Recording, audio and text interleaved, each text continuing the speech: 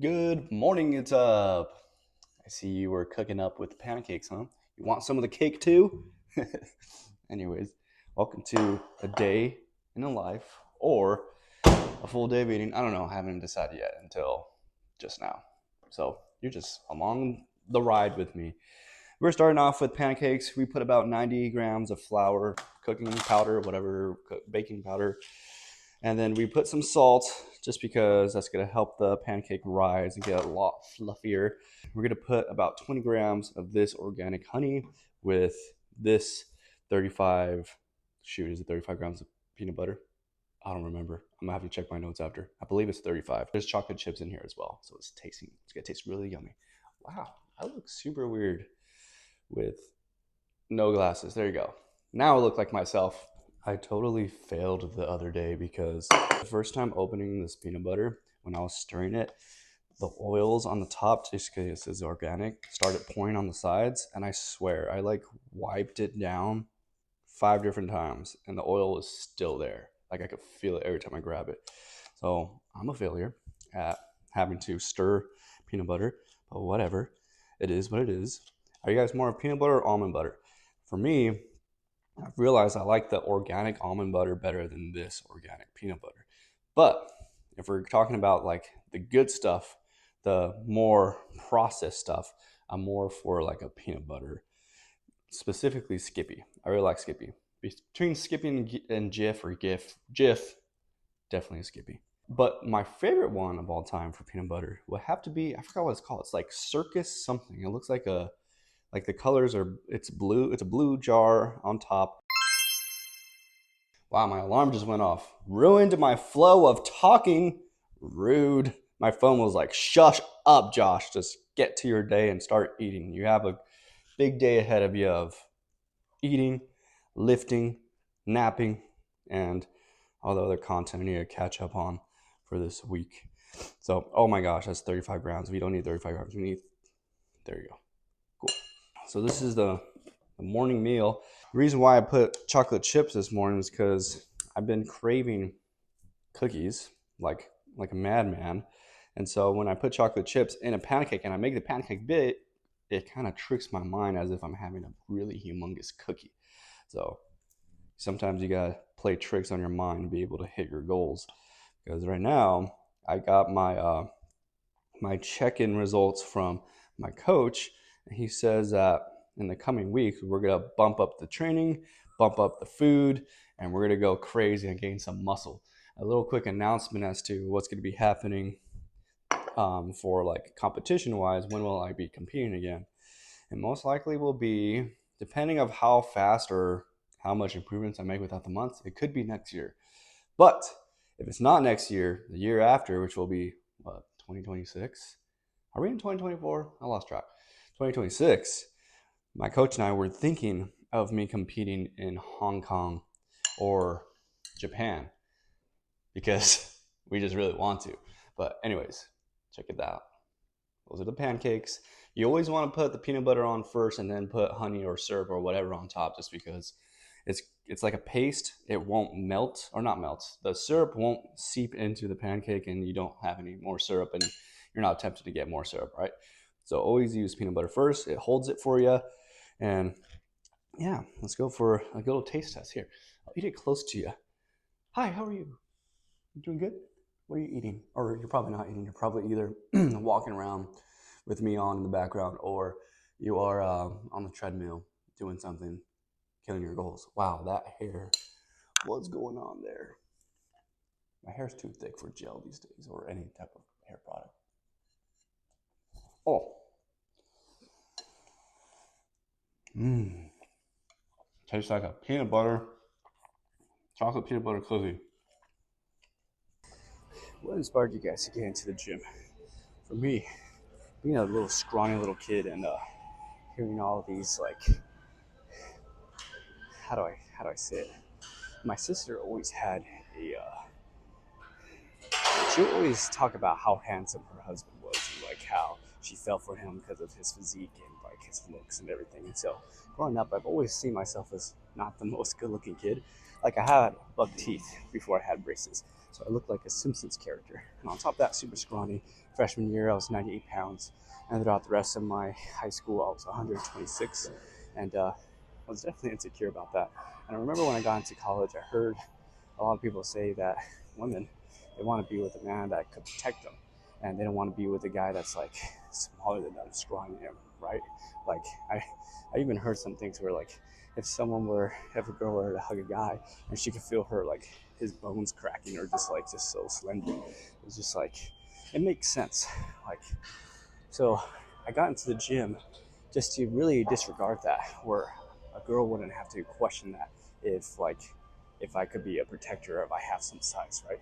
So that's definitely what got me into it. And I remember when I would like do bench press, I would motivate myself. It's like I don't know how much my wife is gonna weigh, but we're gonna make sure that we can bench her. And I got up to 225 and surpassed that, and I was just like, yes, whoever she is, I love her no matter what, and go for whatever. And so, and we ended up marrying someone that was, I believe she was like 115 pounds by the time I married her. So, yeah. Now we train not even to impress the wife. I feel like we're so used to like awesome physiques. When we look at each other, it's just more just like, yes, this is the standard.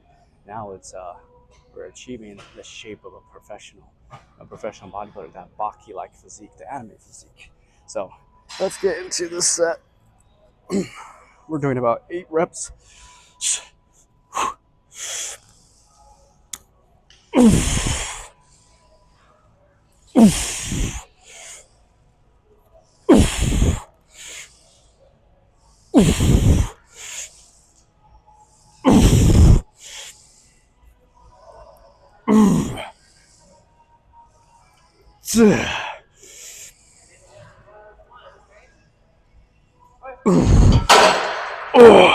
One thing I've learned too is that when you gain size and muscularity, people around you tend to respect you a little bit more. I remember back when I was this scrawny, woody looking doll, I didn't get a lot of respect from people. But once I started getting muscle, it was like the first conversation right off the bat is about the gym and how do I fulfill my goals in achieving a physique like this. So it's just like I also got job opportunities too. It's so weird how the world works like that. But I've definitely have seen a lot of blessings that come with being fit, because not only the physical side of things but the mental side too. I'm here every day at the gym, always achieving failure, and so I'm like conditioning my body to get used to be in that failure state. But once we fail, we grow and we progress, and so there's like parallels to that too. If I could fail at the gym, I could come across some stepping stones that sometimes I will fail, but it's because I'm so used to progressing after those failures. I know there's something to achieve that's higher. Hopefully that makes sense, but that's what goes through my mind when I'm training and trying to apply it to my life. And even in the spiritual sense too. God wants you to take care of your body. The more you take care of your body, you bring in confidence. Your cognitive reasoning improves as well. I mean, I've seen that in myself.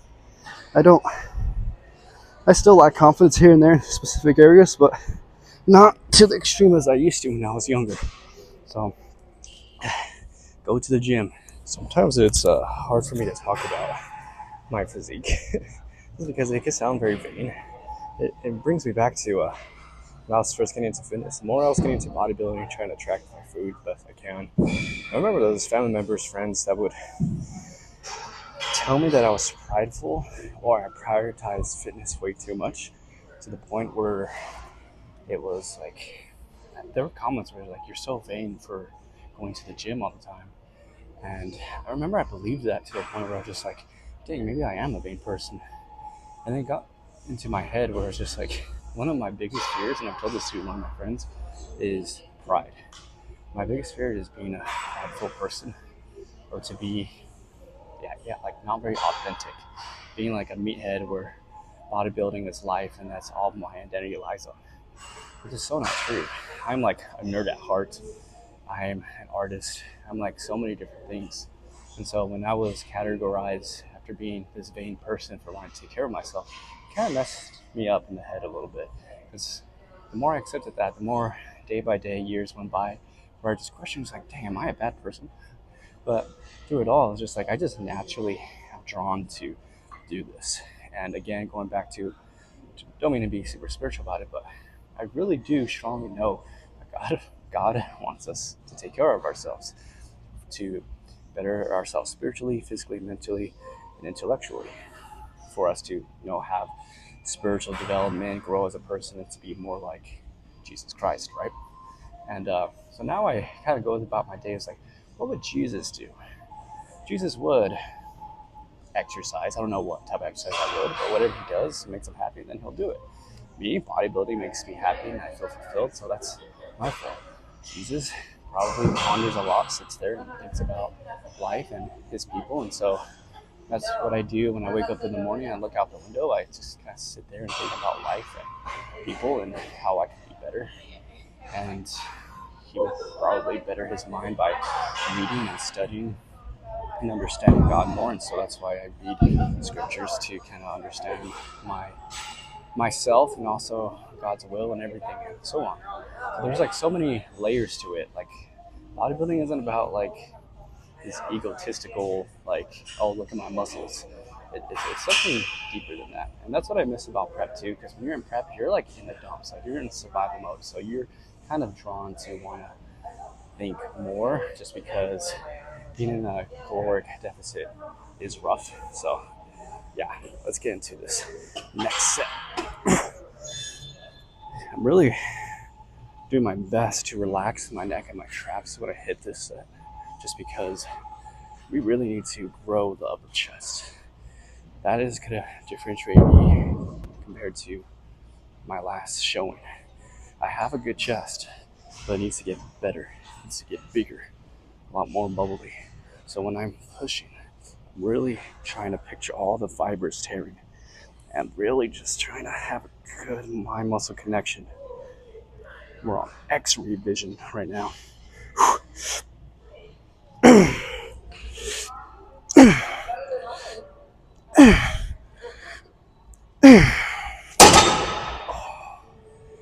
Sheesh.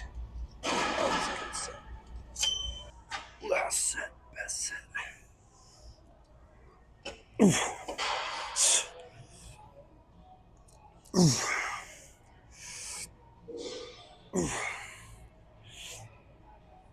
Hey.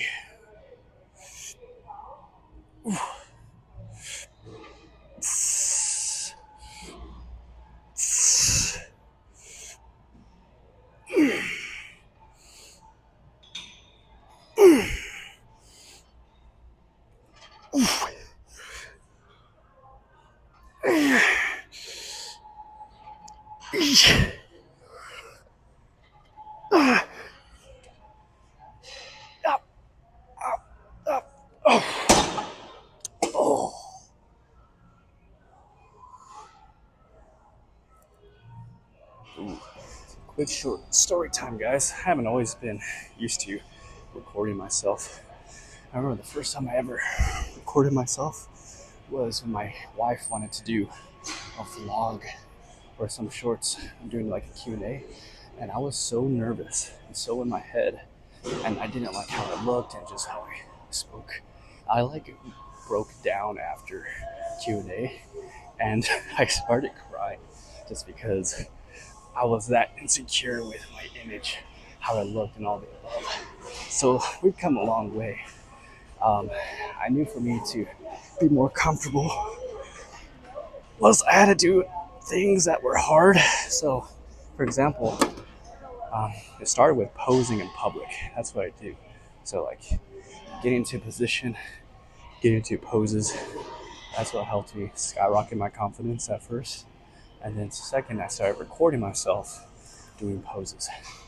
The more I started doing recordings on my poses, the more confident I was understanding positioning and everything else. And so I wanted to up the intensity for myself and really try talking. So that's when I started doing these posing tips, these reels, these shorts of talking about how to get into positioning, And the more I got into that, that's when I got like more familiarized, like how I speak. A lot of people like the things I'm saying, confidence grew. And then that's when I was just like, all right, next step is YouTube. Now we gotta start vlogging. But before we start vlogging, I would challenge myself by going on my stories and start talking more. And once I got used to that, that's when I got into YouTube and started doing these vlogs, and you guys are absolutely loving it. So it's just like, there were definitely levels and layers of me reaching my confidence at recording, and I started small.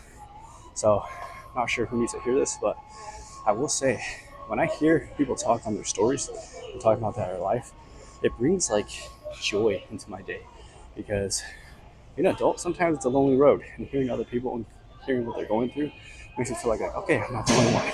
They're having a hard time, I'm having a hard time, or they're being successful, I'm loving that they're being successful, or like, just like being so real. It's hard to find real people these days, and that's what I look for when I'm watching something on YouTube or even on Instagram. It's just someone that's more relatable, someone that's just like, don't give a care of what people have to say or think about what they're posting. Being genuine, it's a big one.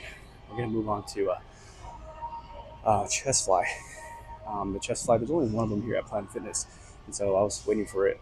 And in the meantime, I'll just do biceps just because we gotta hit those in, because my biceps are not the strongest. So again, building our physique to the standard. Oh yeah. I like how this mic is like literally in between my chesticles. Taking care of them like a mother kangaroo right here. Oh shoot.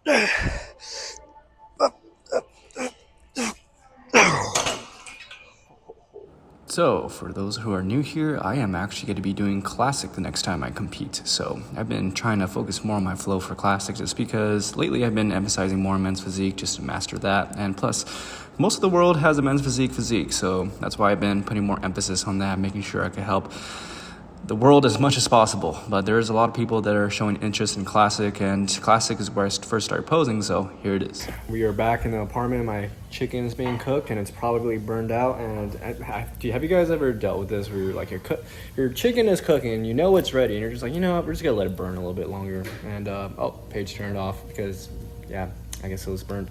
Anyways, let's go check it out. We are gonna have half of this chicken. It's almost a pound. Actually, I think it is a pound. And then what we're gonna do, just so we can have a variety of some buns or a bready taste, you know, I'm gonna have, I believe I'm gonna put ketchup with one of these. And then the other one I'm gonna put peanut butter, because I'm feeling like a ketchup, like very Americanized burger taste. And then the second one, I just want like a peanut butter taste as well. Honestly, I might put peanut butter in one and then just chicken in the other with ketchup. So let's go. Call me the Iron Chef. Holy cow. You know what? This is pretty mid, but if I were making this as a teenager, this is probably like the best thing I've ever made ever. Because I didn't even cook chicken, guys, until I was, how old was I? 20 years old. I remember, and this is not to call out my mom. I remember this one time. I wanted my mom, hold up, let me show you my face real quick. I wanted to learn how to cook chicken. And I asked my mom, can you help me learn how to cook chicken? And so when I threw the chicken on the pan and I started cooking it, my mom just took over and just did it for me. She was just being a mom. And I was just like, well, I guess I will never learn how to cook until I'm out of the house, which is part of why I left to Colorado. I lived in Colorado for like a couple years, and yeah, I learned a lot of stuff, but I still didn't cook chicken for 2 years. Instead I've just made like ready to eat foods, like sandwiches. I literally got like, for 2 years I ate, what did I get? I would get turkey or ham, and I would just get like, I wouldn't even get your block of cheese to like cut it. I would literally just get the single sliced cheese, I didn't know what I was doing. But hey, we learn. And by age 20, 18, 19, yeah, 20, I cooked my own chicken in college. And yeah, now we're cooking our own chicken. We're adults now. We're 28 years old. We're evolving like a Pokemon. Anyways, let's do a taste test of this. See how this is. Check this out. Man, my hair. What's going on? It looks like a freaking toupee. I burned the bottom of this peanut butter, but I have a feeling it's gonna taste good. So let's see the peanut butter. Not bad. Peanut butter with a toasted bun is so good. First time ever having a toasted peanut butter bun this year. I don't know why I've never done it. And then let's take a bite of a chicken, ketchup, and mustard. I was really craving McDonald's, so this is why we're going for this type of combo.